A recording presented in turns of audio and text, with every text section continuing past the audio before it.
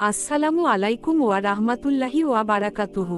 আল্লাহ তাআলা বলেন, নিশ্চয়ই মানুষদেরকে সৃষ্টি করা হয়েছে অস্থির করে। যখন তাকে বিপদে স্পষ্ট করে, তখন সে হয়ে পড়ে অতিমাত্রায় উৎকণ্ঠিত। সূরা মাআরিজ আয়াত 19-20। তাই আল্লাহর রহমত থেকে নিরাশ হওয়া যাবে না।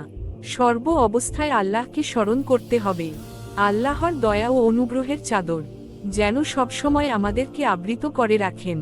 আল্লাহ তাআলা বলেন, যদি তোমাদের উপরে আমার দয়া ও অনুগ্রহ না থাকত, তাহলে তোমরা ধ্বংস হয়ে যেতে। আর নিশ্চয়ই আল্লাহ তাআলা অধিক তওবা গ্রহণকারী ও প্রজ্ঞাময়। সূরা নূর আয়াত 10। আল্লাহ তাআলা বলেন, তোমাদের রব বলেছেন, তোমরা আমাকে ডাকো, আমি তোমাদের জন্য সাড়া দেব। নিশ্চয়ই যারা অহংকার বশত আমার ইবাদত থেকে বিরত থাকে, তারা অচিরেই লাঞ্ছিত অবস্থায় জাহান্নামে প্রবেশ করবে। সূরা গাফির আয়াত 160।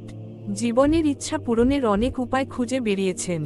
জীবনের ইচ্ছা পূরণের জন্য অনেকের কাছে গিয়েছেন, গলায় তাবিজ ঝুলিয়েছেন, পীরের কাছে গিয়েছেন, মাজারে মাজারে ঘুরেছেন, অনেক কষ্ট অনেক সাধন করেছেন, সবকিছু থেকে বিফল হয়ে নিরাশ হয়ে পড়েছেন।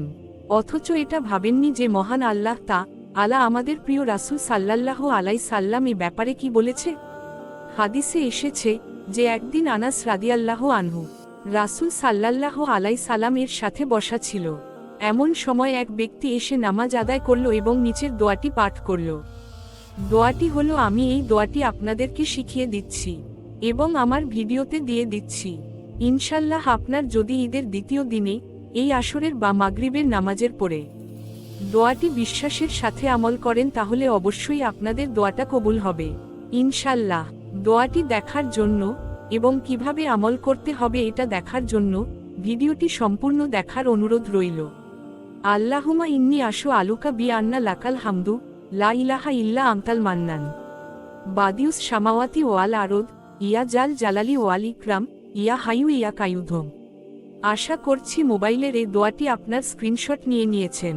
অর্থ, হে আল্লাহ, আমি তো তোমার কাছে প্রার্থনা করি, তুমি তো প্রশংসার মালিক, তুমি ছাড়া কোন উপাস্য নেই, তুমি দয়াশীল, তুমি আকাশ সমূহ ও পৃথিবীর একমাত্র সৃষ্টিকর্তা। হে মহান সম্রাট ও সর্বোচ্চ মর্যাদার অধিকারী, হে চিরঞ্জীব, হে সর্বময় ক্ষমতার অধিকারী। তখন নবীজি সাল্লাল্লাহু আলাইহি সাল্লাম বলেছেন যে এই ব্যক্তি তুমি আজম পড়ে দোয়া করেছেন। ইসমে আজম মহান আল্লাহ রাব্বুল আলামিনের এমন একটি নাম, যে নামে ডাকলে মহান আল্লাহ সাড়া দেন এবং যে নামে ডাকলে মহান আল্লাহ রাব্বুল আলামিন সমস্ত দোয়া কবুল করেন, এবং এই নামে ডাকলে মহান আল্লাহ রাব্বুল আলামিন তার সমস্ত চাওয়া পূরণ করে দেন। আবু দাউদ শরীফের একটি হাদিস। এ দোয়া পাঠ করলে মহান আল্লাহ রাব্বুল আলামিন তার মুমিন বান্দার সমস্ত দোয়া কবুল করবেন। আপনাদের যা ইচ্ছা বা চাওয়া আছে তা এই আমলের মাধ্যমে ইনশাল্লাহ আল্লাহ রাব্বুল আলামিন কবুল করবেন। আপনি যদি নিয়ত করে এই আমলটি করেন, তাহলে ইনশাআল্লাহ রাব্বুল আলামিন আপনাদের দোয়া কবুল করে দিবেন। এই আমলটি আপনারা করার সময় দুরুদ শরীফ অবশ্যই পড়ে নেবেন আগে এবং পড়ে তারপরে এই আমলটি করবেন। প্রথমে আপনারা দুরুদ শরীফ 11 বার পড়ে নেবেন, তারপরে এই দোয়াটি পড়ে নেবেন 33 বার, তারপর আবার দুরুদ শরীফ পড়ে নেবেন আর ইস্তেগফারও করবেন বেশি থেকে বেশি। আজকের জন্য এতটুকুই। যদি আপনাদের কাছে আমার ভিডিওটি ভালো লেগে থাকে তাহলে অবশ্যই লাইক সাবস্ক্রাইব করতে ভুলবেন না।